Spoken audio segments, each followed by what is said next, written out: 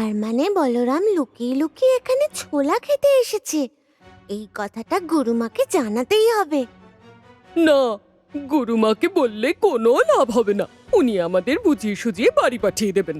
আমাদের একটা কাজ করতে হবে।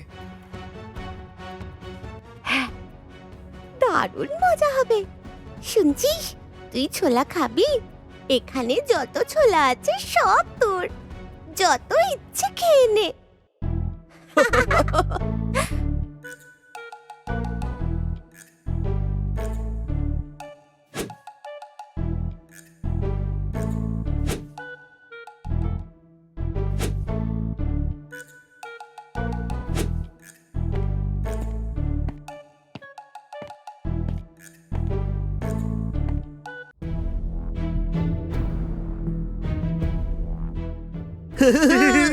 মাট্টু ভাই, আমরা অস্ত্র পেয়ে গেছি।